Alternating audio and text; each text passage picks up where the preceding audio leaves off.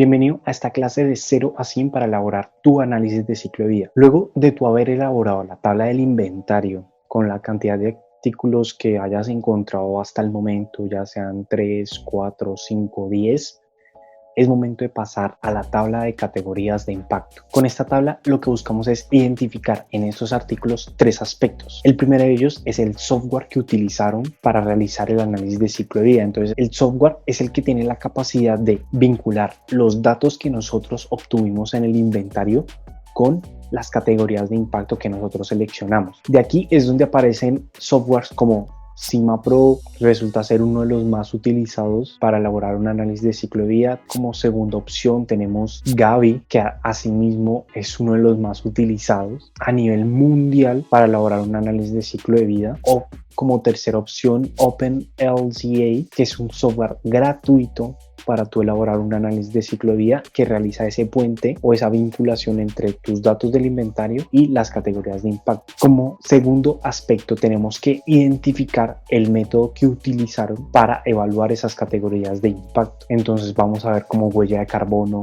huella hídrica, demanda energética. Entonces vamos a identificar esos métodos que utilizaron para evaluar los impactos. Ya como tercer aspecto es identificar esas categorías de impacto que resultan ser como esos indicadores para determinar los impactos ambientales de tu proceso, de tu producto o de tu servicio. Y nos vamos a Mendeley y tomándolo en la perspectiva de mi trabajo de grado del queso. Estos fueron los que yo encontré. Ten en cuenta que estos son encontrados desde casi año y medio, o sea, desde que vayas a encontrar mucha información depende del producto. Pues si nos vamos a cada uno de ellos, tenemos este primer ejemplo donde utilizaron el software CIMAPRO, donde utilizaron el método Recipe, Midpoint H. No se preocupen por estos conceptos que lo vamos a ver más adelante. Versión 1.09 y utilizaron categorías de impacto como cambio climático, disminución de la capa de ozono, acidificación terrestre, eutrofización marina, toxicidad humana. Entonces, miren, esas son las que tienen que crear una tabla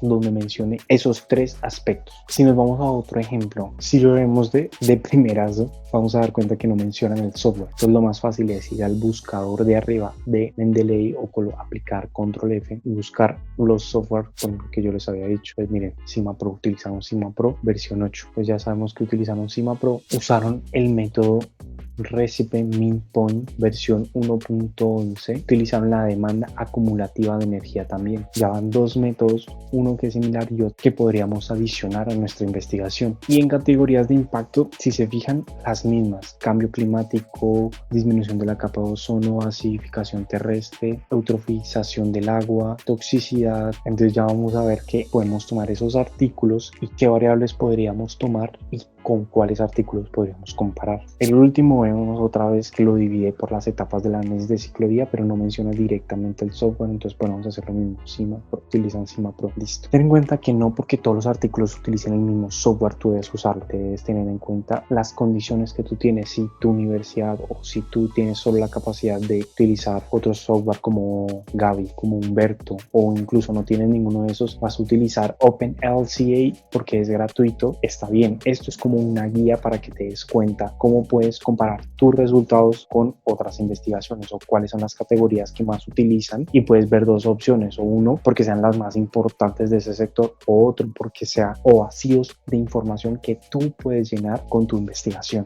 Aquí nuevamente vemos el método de IPCC de demanda acumulativa de energía, Recipe Midpoint, Recipe Endpoint y US ETOX. Utilizaron esos, ya nos vamos dando cuenta que podemos utilizar Recipe, podemos utilizar IPCC o demanda acumulativa de energía. Miren ahora categorías ambientales o categorías de impacto. Incluye cambio climático, demanda acumulativa de energía, disminución del agua, eutrofización, formación de oxidantes fotoquímicos, toxicidad de ecosistemas, toxicidad humana, ecotoxicidad, y cada una de esas categorías la deben colocar. Al final les debe quedar una tabla similar a esta, no tienen que ser igual. Yo la quise ordenar así y es colocaba las categorías de impacto a la izquierda como columna y como fila colocaba los artículos colocando los métodos que utilizaron, y abajo le pone una casilla gris de un color diferente de aquellos que contaban con esa categoría de impacto. Lo que subamos, cómo podemos mejorar esta tabla, podemos en cada una de estas casillas donde tiene eso